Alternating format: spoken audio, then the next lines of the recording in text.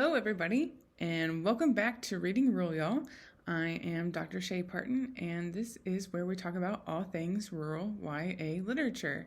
Thanks for coming back. Glad you're here and excited because today I am going to talk to you about Sadie by Courtney Summers. This book was actually recommended to me by a friend's daughter who told me it destroyed her and was still haunting her. So, how could I not pick it up after an endorsement like that?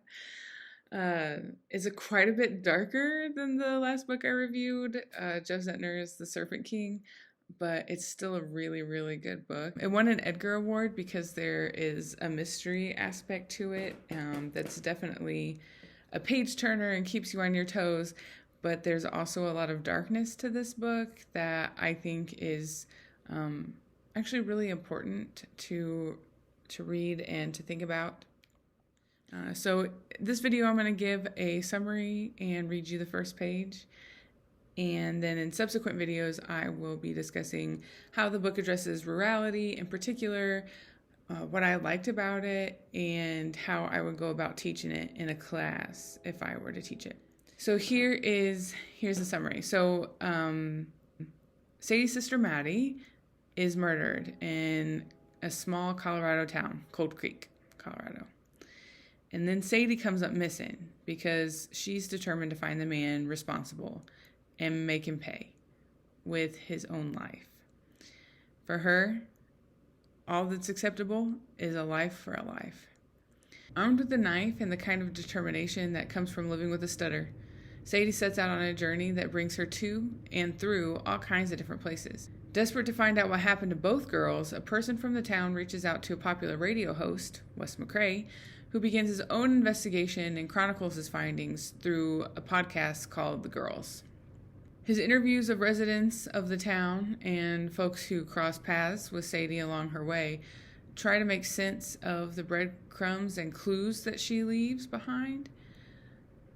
And ultimately, this book is about love and all the darkness and heartache that comes with it.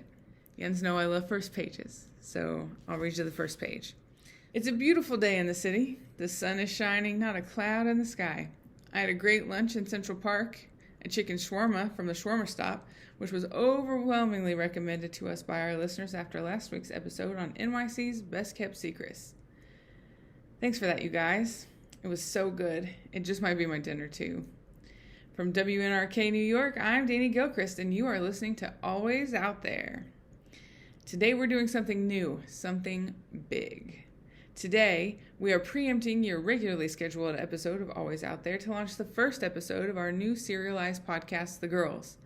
If you want to hear more, you can download all 8 episodes. That's right, the entire season on our website. We're pretty sure you'll want to hear more. Created and hosted by one of our longtime producers, Wes McCrae, The Girls explores what happens when a devastating crime reveals a deeply unsettling mystery.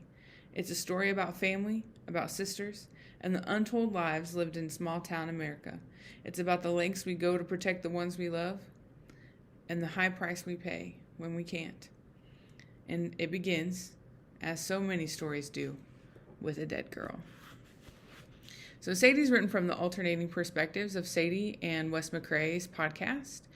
These shifting perspectives sort of juxtapose the in- and outsider perspectives on Cold Creek and what it means to be rural, as well as keep you on the edge of your seat because at any given point, you only know what Sadie knows and what the folks in Cold Creek know.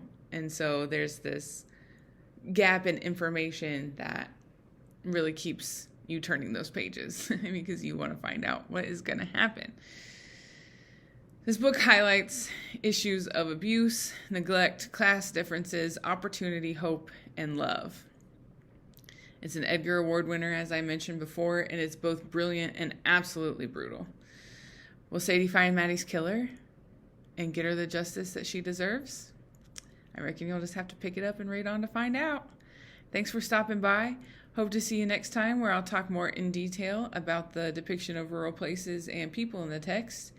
Oh, and if you're looking for more things like this, more reviews more ideas on teaching, just more resources on teaching rural YA literature, or teaching future teachers about teaching rural YA literature and from critical rural perspectives, check out my website at literacyinplace.com. If you have any suggestions for books you want me to talk about or review, or books to add to the running list that I have on that site, please drop me a line and let me know.